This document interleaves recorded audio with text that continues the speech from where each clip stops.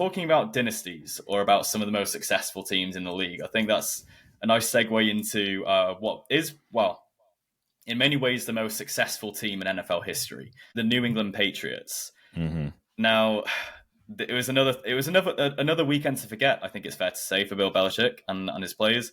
The Patriots lost 10-7 to the New York Giants, and now they've fallen to a 2-9 record for the season, which is their worst start to an NFL season since 1992. Mac Jones, after going 12 of 21 for 89 yards and 2 interceptions, was benched, not for the first time this season. They're dead last in the AFC East. And then just to throw these numbers in there as well, they are 27-34 since Tom Brady left after the 2019 season. And when Brady was there, they were 219-66 Wow. win and loss ratio. So it's quite some departure from that. Oh man, is the dynasty over? What do you think's next for bro? New England? Look, at the start of again this 888 show that I'm doing with these guys, the kickoff show, we were given hot takes, right? And my number one hot take was this is the end of the Patriots dynasty. As we know, it's the end. It's the end of Bill Belichick there too, in my opinion, and it all comes crumbling down. They are a mess. They're a hot mess. Last season, they had issues with their coaches, Matt Patricia and whoever else. No one was sure who the play caller was. Mac Jones wasn't too happy with the setup. You look at the head to the season now. You said it. They're 2-9. They are 2-9. You don't associate the Patriots with this kind of losing record. You don't associate the Patriots with the embarrassment that you see in the quarterback room. A few things for me, though, right? The whole QB chop and change game. If you're going to start Mac, start him for the entire of the game, right?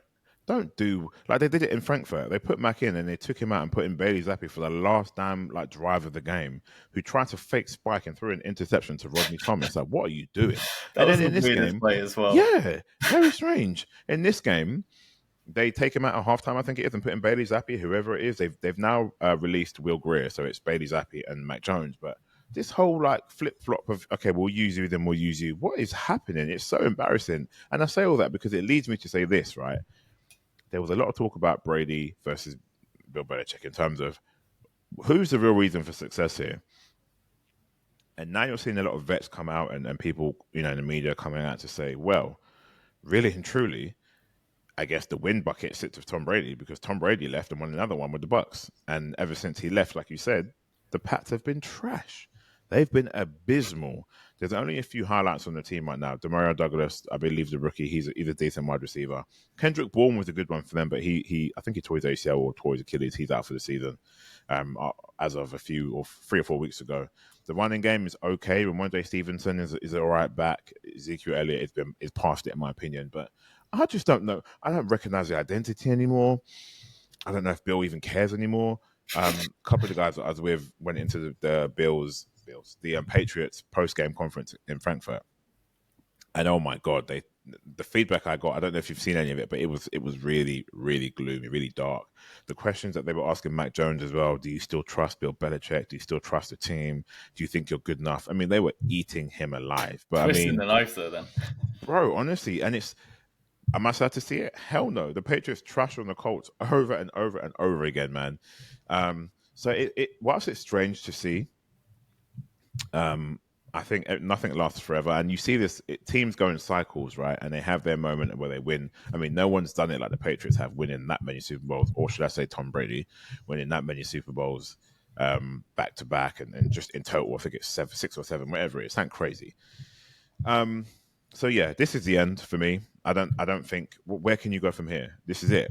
They'll have one of the better draft picks because they're so terrible. Will they win another game? I honestly don't know. The Panthers are another one of those teams, and the Patriots to be aligned with a team like that who just fired their head coach, ex-head coach of the Colts, Frank Reich. It's just so damn embarrassing. I just wonder what Bill thinks right now. He's 71, 71 or 77. I'm not too sure. That might be Pete Definitely Carroll. 70s. 70s, yeah, for sure. And you're just thinking, do you not just want to take a break, man? This has got to be impacting you in some way. The guy doesn't even show any kind of emotion outside of being a head coach. I know it's the NFL, but life is more than just that. You guys are getting beat down every single weekend. Like, what next? Do you go up into management? Do the team ask him to retire? Do they publicly fire him? How does it go? I just don't know. But for sure, this has to be the end. Has to be. I think one of the difficult things at Belichick is because the fact that he's a GM and a coach as well. So Mm. you got to take that into consideration. Do they keep him on as a GM, fire him as the coach, or the other way round, or does he just step away entirely? Does it? I mean, you'd like to think he's kind of earned that right in a way to Oh yeah. step away, to leave on his own terms, I suppose. But it is just. I mean, there's from a fan perspective, you are kind of like, okay, finally, this is over. I think one of our best friends is a Patriots fan, and he's kind of Ouch. sulking about the team. And I have zero sympathy. I mean, they have had quite the run. In fairness, Yeah. I mean, for me, they are the greatest NFL franchise in terms of what they have done. I mean, even if it was over like a 20-year stretch, the fact that they went to 9 Super Bowls, they won 6. They were led by the greatest of all time, and I think Belichick. I think whatever. I think there's a lot of layers to it. I think in how they've kind of unraveled. I guess in the last couple of years. I think you look at some of the weird personnel decisions. I think the weirdest one for me is Matt Patricia, a defensive coordinator, former Strange. defensive coordinator, coming back as the offense coordinator for a second year starting QB. I don't understand how that was ever going to work. I mean, I'm by No. no means the level of genius that Belichick is, so I don't know. I think for the Patriots, like the way I kind of look at it is, I think I agree with you. I think it is. Things are drawing to a close. The analogy I'd use to, if we're going to compare it to other sports, I'm going to do this as a United fan, but it does kind of remind me of. I mean, I've always seen a very strong comparison actually between Bill Belichick and Alex Ferguson. I think they're both incredibly good man managers. I think they're both very unique characters, strong leaders.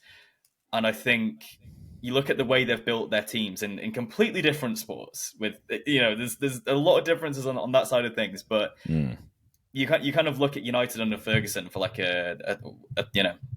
for decades, for a very long You're time, right. so dominant, Yeah. so hated as well. I think of how hated United are because we were so successful for a very long period. But once you're kind of, your leader, your coach, the emperor, as Julian Edelman referred to him recently, Yeah.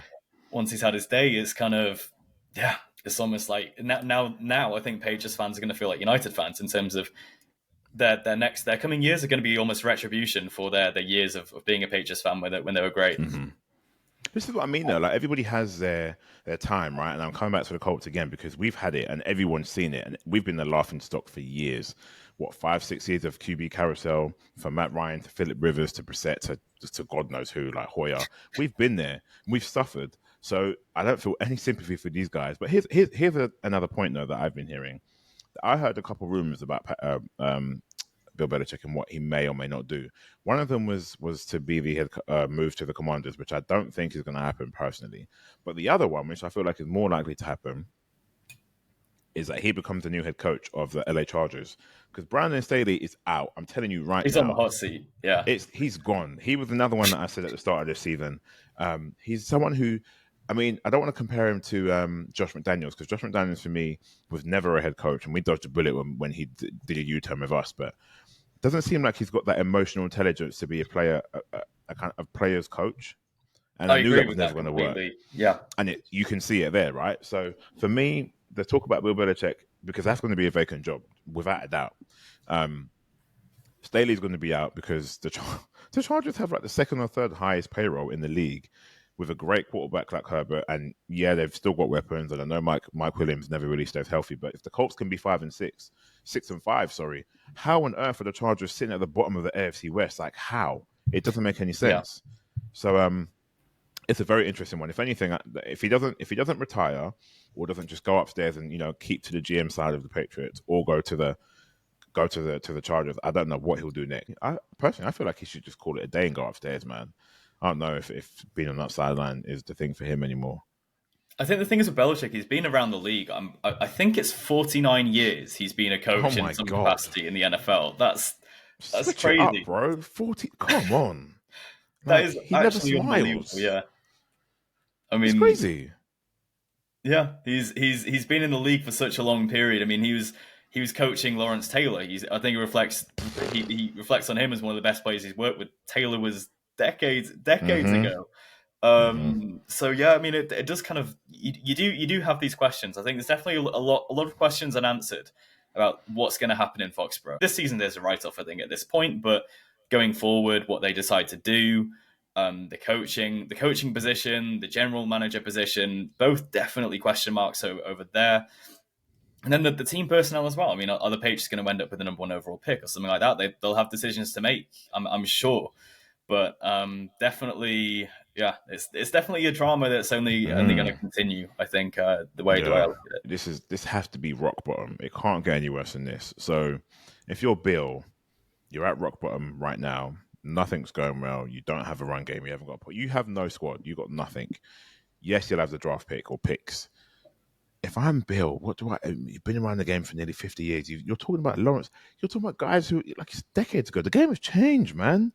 I mean, call it a day. Go upstairs. I don't know, but I feel like it'd be a nice start for the league as well. If not to say get rid of Bill, but if Bill goes upstairs, the whole Patriots dynasty is done. They'll be starting afresh. I don't know where Trade's going to go, but there's time for change for sure.